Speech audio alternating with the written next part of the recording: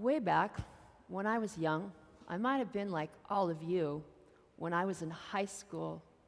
I wasn't a person who went ahead and did the gymnastics. That wasn't me. I wasn't a person who stood up and cheered, because that wasn't me.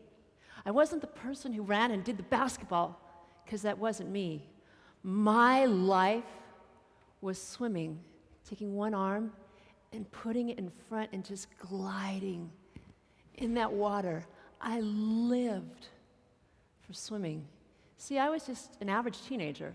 I'd go to school from 7 in the morning till 3 o'clock in the afternoon. There was religious school, and then there was life. One day, my life suddenly changed. And as we think about that change, I want to ask each and every one of you to think of some challenge that you have in your life, and think about it as a cocoon of a butterfly.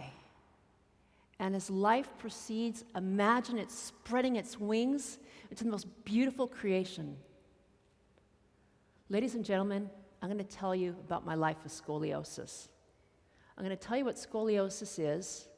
Then I'm going to tell you about the physical elements, the pain, and the beauty that came from the other side. So let's get started.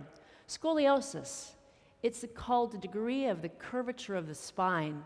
Approximately 3.5 million people every year come down with this disease, and 500,000 of them are treated.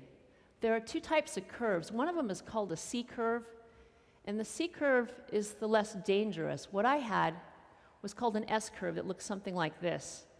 This is a picture of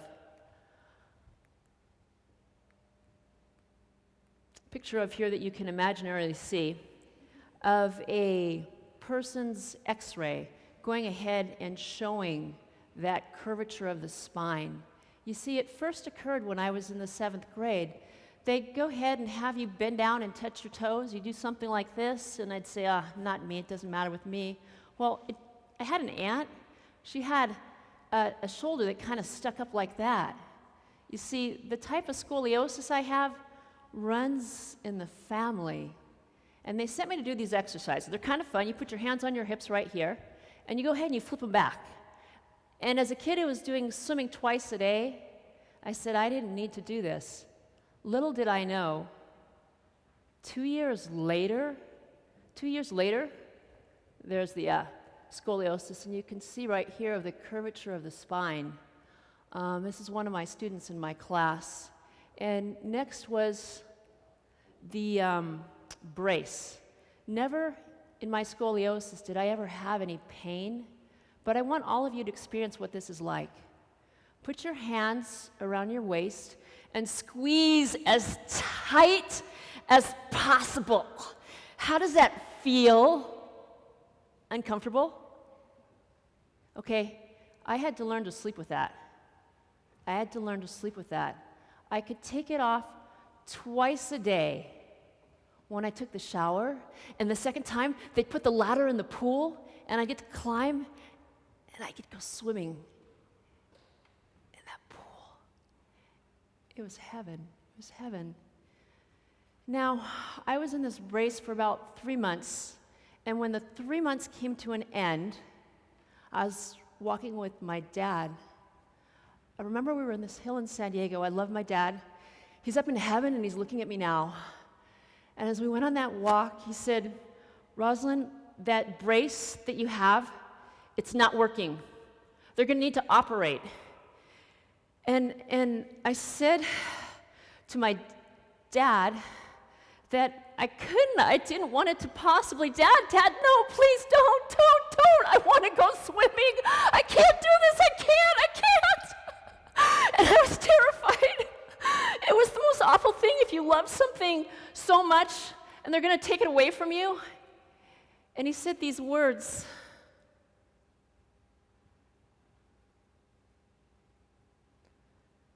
Sometimes in life, you have to do things that you don't want to do, because if you don't, the future is worse.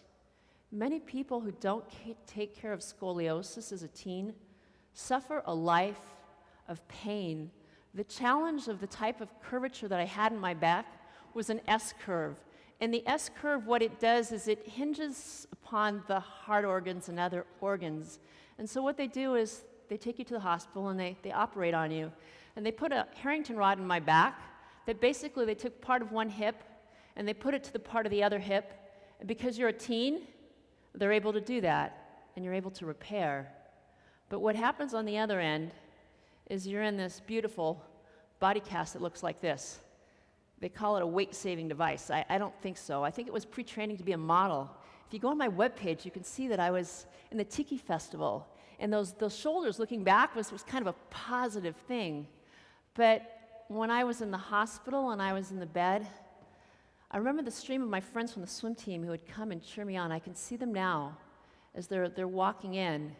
Some of my best friends, and if I looked on the corner over there, there's all the cards from all my friends wishing me well. And then there was the occupational therapist, and her job was to find a way that I could fit back into school and feel like a part of it. And so she came up with this job. It was called a team manager. I got to be out by the pool. And I got to listen as the coach talked to the people and watch as he gave those careful directions of lifting the arm up. And as he said that, I imagined that I was literally back in the pool. We talked about Malcolm Gladwell, about the thousands of hours that you put into things. Steve Jobs became famous and he had his talents in computers because he spent the hours. Well, I had a lot of time in 6 months. In the 6 months that I was in the cast, I came up with this new exercise that you guys will all appreciate. There are these steps, the steps that the little dogs can climb up on the bed, and I'd put one foot up, and then I'd put the other foot up, and I practiced doing what many of us do in the gym right now, is taking those stairs, because I didn't want those legs to wither. I'd practice with my arms motion, and my mother made sure that I got out and exercised. She'd have me out on the newspaper route. And the newspaper route was really important because at the time, I had 2 friends. One of them looked just like me.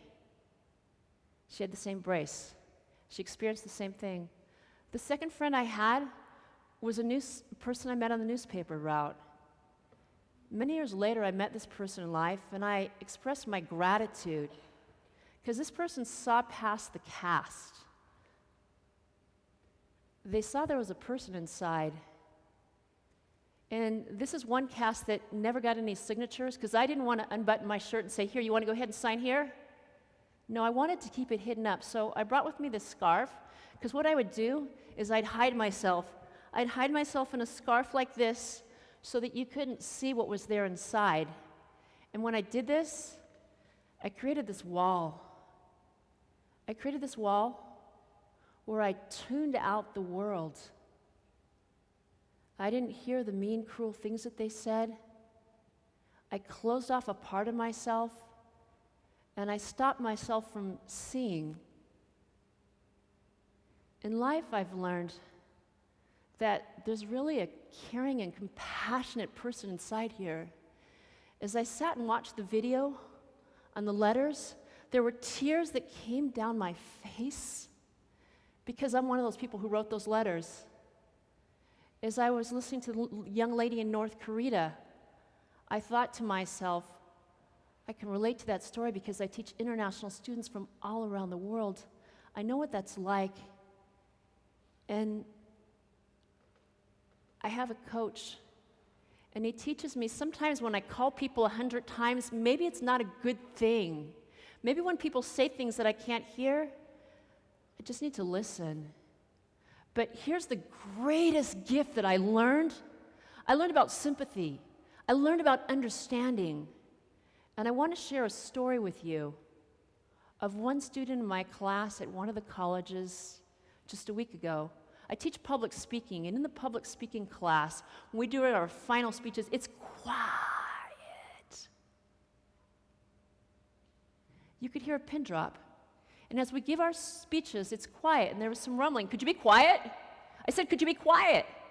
And as class ended, I asked the student outside, as we walked outside the class, you don't like me, you hate me. Why are you flunking me in this class? Why are you failing me in this class? I don't get it. Those people over there, they're talking about me. Really, I think we should go down the hall. Jesus, Jesus, are you there, Jesus? Jesus, where are you? Jesus, please help me, please help me, please help me, please help me. I think we really should leave. And as I realized each word I said became an argument with this other student, I was doing no good. And so I got up and I walked down the hall. And as I walked down the hall, I saw the reflection of the student behind me, and she was still standing there.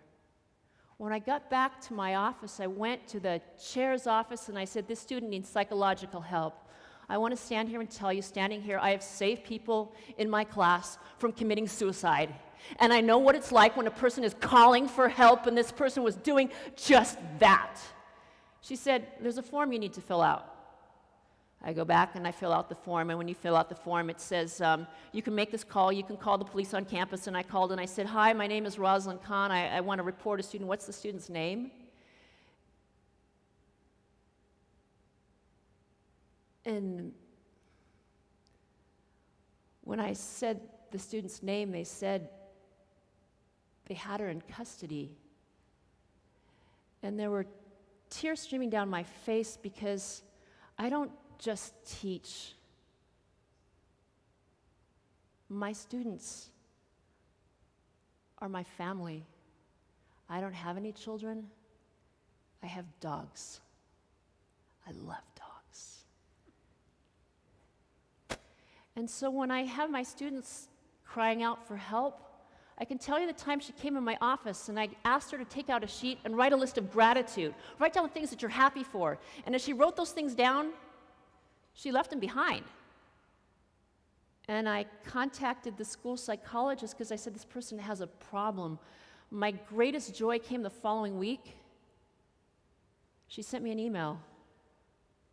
She said, I missed the bus, but I'm going to be there the next class. When she was in my class the next day, I gave her this huge, warm embrace, and I'm glad that she was there, because the sympathy is the greatest gift.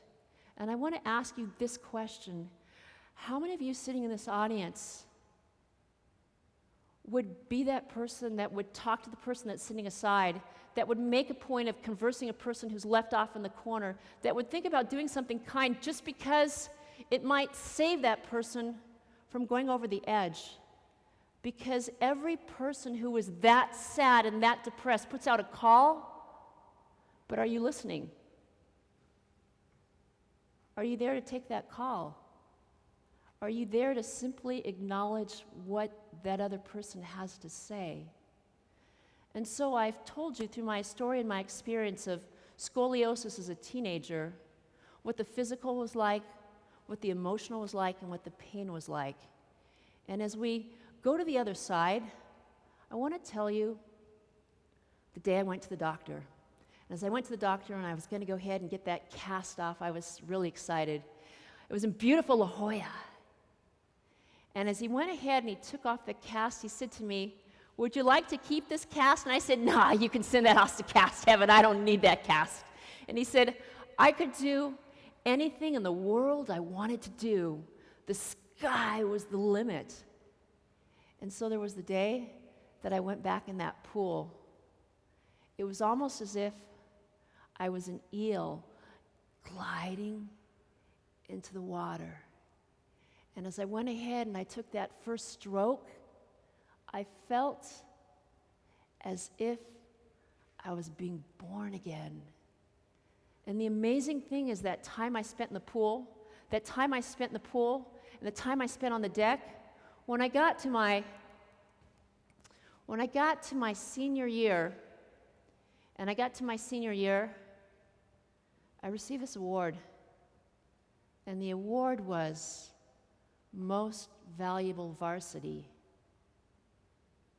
I say that to you because I set my mind with the decision that I could accomplish anything in the world I wanted to do. This gift is in all your hands. We've heard it today. All you need to do is believe. Take your mind, set your mind what you want to do, and focus, and you make your dreams come true. Think of a positive outline. Think of what you want to do. Make it happen. That is out there for all of you. It truly is. And so as I bring my speech to a close today, you know, they said that when I had that operation that I could do almost absolutely anything. And if we go ahead and we look closely, I want to take off my scarf and I want to throw it away because I don't need scarves anymore. If you go ahead and you look at my shoulder, one of them might be slightly higher than the other. It's almost perfect, but maybe not quite. I had many years and my body is just as I was, but I know standing right here in front of you, all of you, I'm absolutely perfect and beautiful just the way I am. Ladies and gentlemen, gratitude beyond words. Thank you very much.